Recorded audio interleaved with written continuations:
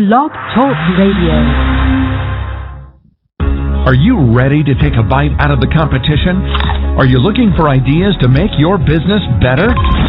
Welcome to the Core Business Show with Tim Jacquet, sponsored by Apple Capital Group. At the core of every successful business, you'll find people making a difference. And with each episode of the Core Business Show, we talk with those people, examine those ideas, and explore the strategies that make them special. Now, the host of the Core Business Show, Tim Jacquet. Good morning, everybody, and welcome to another episode of the Core Business Show. I'm Tim Jacquet, your host. Today we're supposed to have Noel Flasterstein. He was supposed to come in to talk about gun rights and also regarding the Stand Your Ground law. We're still trying to reach him, still going to his voicemail. But we will probably do is we can't reach him in the next 5 minutes. We're going to reschedule this episode to sometime next month. But in the meantime, let's take a break real quick and listen to some music. I'm going to play Joe Sample's Soul Shadow, and we're going to go ahead and just tune out to that and take a listen to it from his new album.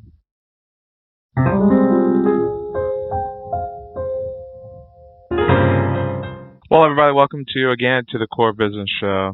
No, thank you for joining the show. I guess what we're going to talk about today for the next 15 minutes, if you don't mind, if you can tell us about the Stand Your Ground law. What is it about, and why did Florida decide to actually have this law in their books?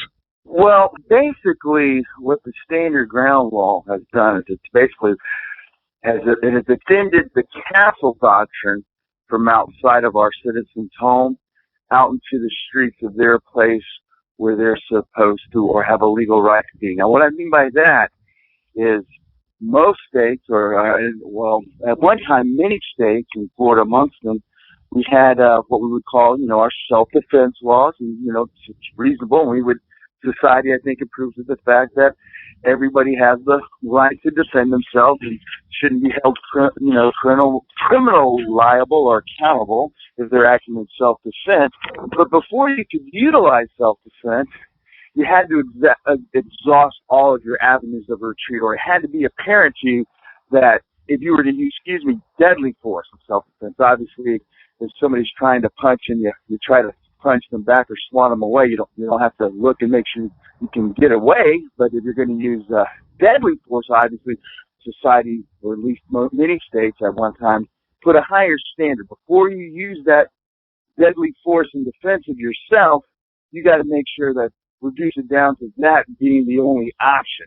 Now, I mentioned the castle doctrine, and what that is, I think we can get an idea of what it means from its very name, is if someone's in their home and somebody feels threatened, or they're being attacked, or they have uninvited guests, and they have to, or they feel it's necessary for them to use a deadly force to protect themselves. So, example, we have a would-be home invader or burglar, and they're armed with a firearm or some other type of weapon.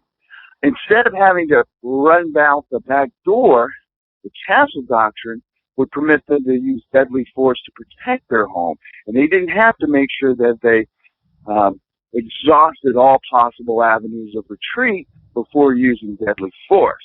And many states, most states, to my knowledge, not all of them, have the castle doctrine. You're allowed to use deadly force in defense of your home. If you feel threatened, this does not mean you can stand out in front of your house and start shooting people until you feel threatened. We're talking about they're invading. The sanctity of your home has been infringed upon. So our society and laws throughout most of the states in the U.S. recognize that you have a right to protect that and use deadly force in protecting that right. And what Stand Your Ground did, which Florida adopted in 2005 and several other states, I don't know the exact number, but many others are soon have put a form of it on their books, adopted their own version, or in the process of considering, is if someone is where they legally have a right to be, and if they feel threatened, they no longer have to make sure they exhaust all avenues of retreat prior to using deadly force. So, if I'm in my car and a carjacker approaches me, Well, before I could use deadly force, I'd have to make sure that I couldn't, well, if I push the gas pedal, I can get away. Or if I back up here, or I turn here. That used to be the case in Florida prior to 2005, prior to stand your ground. Now, that person who is protecting themselves when they're being threatened with deadly force, they no longer have to make sure that they've exhausted all their avenues of escape, and they can meet deadly force with deadly force. Now, that doesn't mean someone can come up and slap you, and you decide, hey, I'm feeling very threatened, and you pull out your gun and shoot them. So a slap is clearly not deadly force. Okay. But in the legal world, well, I'm a 90-pound, 63-year-old woman, and that man who slapped me is 250 pounds and 6'7". So, and you have that odd scenario. Now you have a case that she stand her ground. Okay, which really makes sense. When it applies to if you're having these tests for your property, if they're in your home, then is the law saying that yes, you can use deadly force if you're protecting your property and now in your space? Does that apply to use deadly force because you just don't know what options you really have there? Now, well, let's be careful because when we say property, I could be talking about my car. Okay. And me personally, I don't think anyone should ever use deadly force for the sake of protecting property. Oddly enough, law doesn't always, sometimes the law thinks, hey, they're allowed to use deadly force to protect that property. And so property, and when we're talking about real estate property, that's a little bit different from cars, possession, other things we may have. But I think with respect to the castle doctrine, they're referring to your residence, your home. Okay. And the law and society is prepared to recognize, a certain sanctity, a certain, that when people go to their house, that's their castle, hence the name, the castle doctrine. And so I think the law kind of recognizes the sanctity of the home, and most states do, and that's why we had the castle doctrine. The castle doctrine, obviously, you hear the name, castle doctrine. This obviously comes from the old English common law, which many of our laws throughout America, they come from the English common law, from the way they developed their laws, and it obviously comes from that era. And this castle doctrine obviously was originated in England. Mm-hmm. Okay. But your home, the castle, is a little different. But when your cart, someone have a threat or if they have a gun to you and they want your car, you're just going to give them the car. It's not used to fighting for the car. You might not have enough time to react if someone is holding a gun to your head. Just give it to them. That deadly force with deadly force, if they did use deadly force and it's justified, if they just threaten you with something, that's not deadly force, that's not deadly force. Well, I think what I can't, the funny thing about the law is it really doesn't operate on absolutes, and I would say we more have guidance. Okay. For example, the stand your ground law that's gotten the most notoriety here and brought the case, the stand your ground case that's gotten, notoriety and put forward in the national spotlight and brought that law in the spotlight is obviously the Trayvon Martin case. In that case, someone was unarmed and someone is shot dead. I have 2 stand your ground cases pending now, and I have completed one of the stand your ground motions. We did our hearing, and I'm getting ready to do another in another case. In both of my cases, this is really kind of funny if you think about it. Well, maybe it's not funny, but tragic if you think about it. In both of my cases where my clients, and we asserted the stand your ground defense, they displayed a weapon. Okay. They didn't pull the trigger. No one got shot. No one got hurt. But they displayed a weapon. They both got arrested. In the Trayvon Martin case, someone was actually shot, and initially, no one got arrested. So it's kind of, to me, it's ironic. It's odd. On my case, no one's even shot, and they're arrested. We're asserting the defense, and I think we got clear grounds on it. So with that, as I'm pointing out, the law doesn't always operate in absolutes. And there are cases where I think, you're right. If someone can escape and they want to make that personal choice to do that, then obviously that might be a better way to go. But in Florida, in America, have a Second Amendment right to keep and bear arms. Mm-hmm. And in Florida, we don't have to exercise a duty to retreat, which was in most states and most jurisdictions prior to, the enactment of the Stand Your Ground law. So in today's world, when things happen, for example, I'm a gun owner. And the last thing I relish is the idea of possibly having to pull out that gun in defense of myself, because I think there's a good chance, one, my hand's probably not going to be steady. It's nothing I do every day. I'm not a combat veteran. I'm not recently coming back from a situation where I'm used to these situations, used to these conditions of having to use my firearm in defense of myself. So if I ever find myself in that situation, quite candidly, honestly, I might be using the bathroom in my pants as that's going on. With that being said, if I do find myself in a situation where I do feel threatened, if I can escape the situation, me personally, I'm probably going to do that. Or I might display my firearm. Probably going to do that too. Okay. But whatever happens, when I use the bathroom in my pants, I'm going to feel a lot more secure that I have a firearm to defend myself than if I use the bathroom in my pants and I don't have a firearm to defend myself. Now, I hate to sound so crude, but I don't know how other way to put it. It's contrary to what Senator Lautenberg and some other pro-gun control advocates and proponents have said.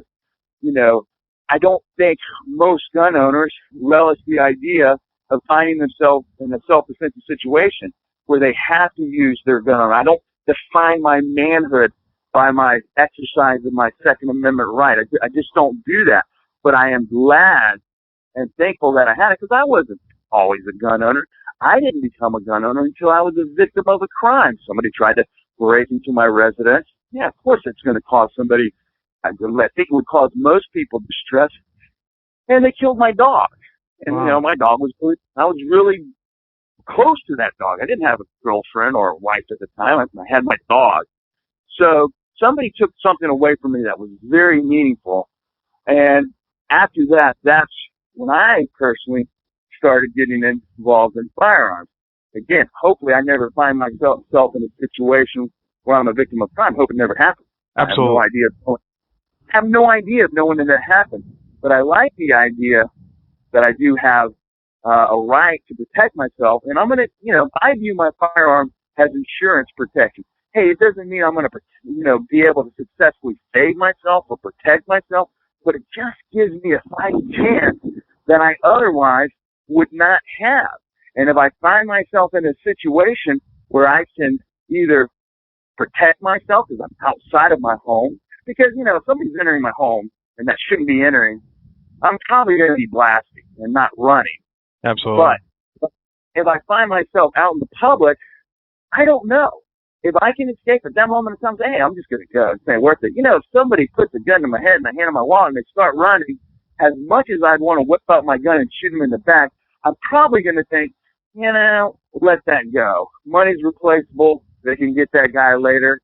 But at least I like the idea, if I'm in a situation where I'm not sure if I can leave or not, and I'm just going to protect myself because I feel that afraid, I'm at least thankful that I'm now in a state such as Florida and many others that have adopted Stand Your Ground, where I don't have to, I know I did nothing. Now I have to go and prove that, hey, it was my only option, and I'm being drugged before a court. And that's, being dragged through the court system, whether it's as a felony, a misdemeanor, or even if it's just a civil matter, it's not something that most people, aside from myself as attorney and other colleagues, it's not things that most people do every day, and it generally is traumatic. Whether you got arrested for a misdemeanor or, obviously the felony is going to be very traumatic, but even civil, all of these, if you're not doing, like I just talked about, I don't use firearms in defense of myself every day.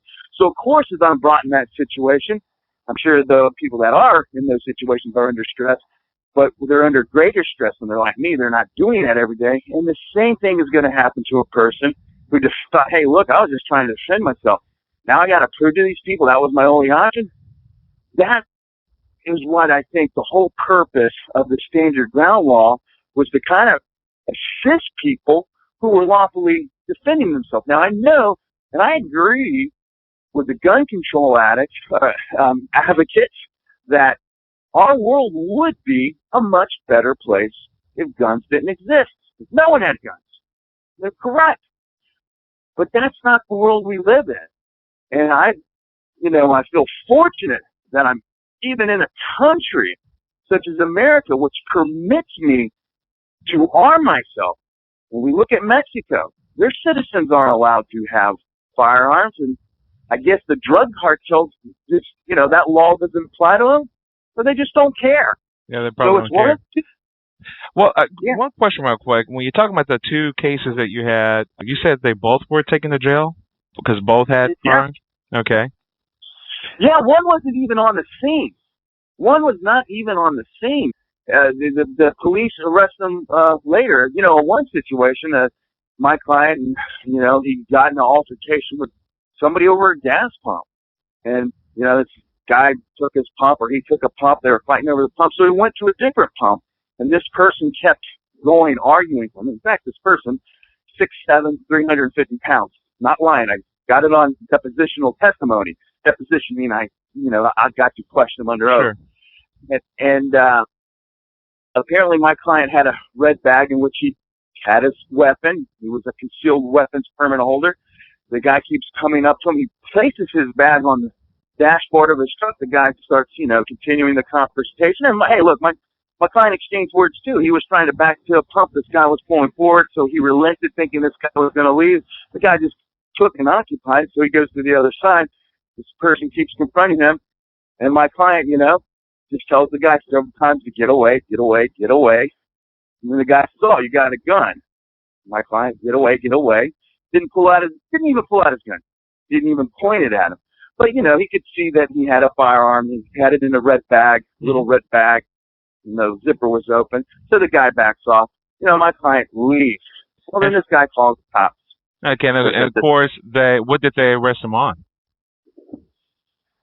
Unlawful display or exhibition of a firearm. Okay. Originally, they arrested him for aggravated assault with a deadly weapon, which is a felony. It is.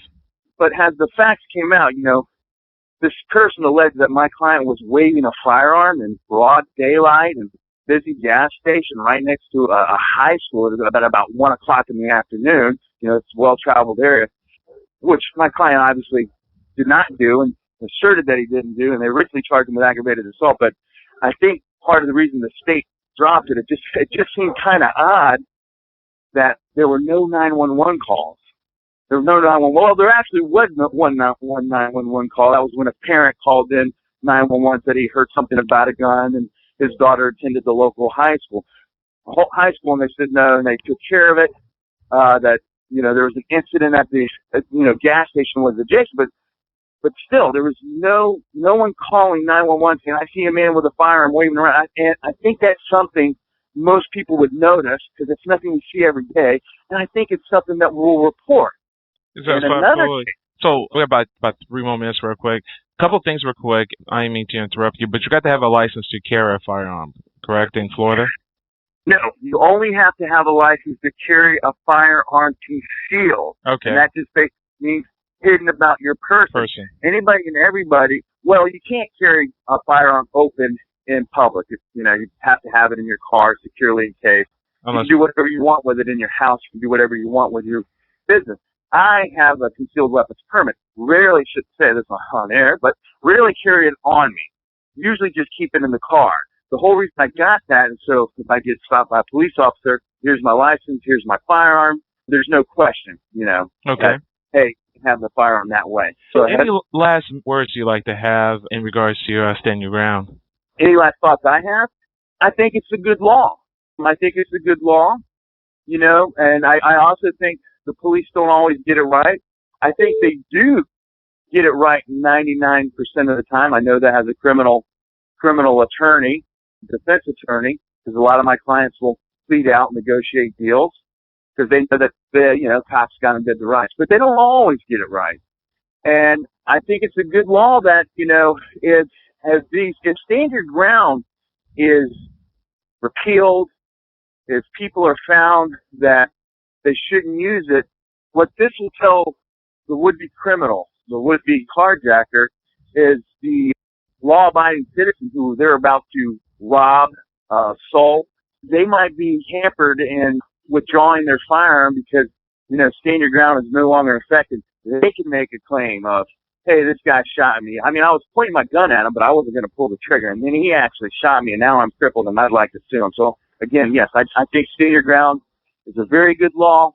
We should keep it in place, and it'll just have to run the judicial course from time to time, as it is now in the Trayvon Martin case. Well, thank you. I really appreciate you giving us all this information. Noel, thank you so much. Thank you. Okay, take care. Have a great day. You too. Bye-bye. Bye-bye. This has been a production of the Core Business Show with Tim Jacquet. You can download this episode on iTunes or Blog Talk Radio. Everybody have a great day. Thank you, Noel.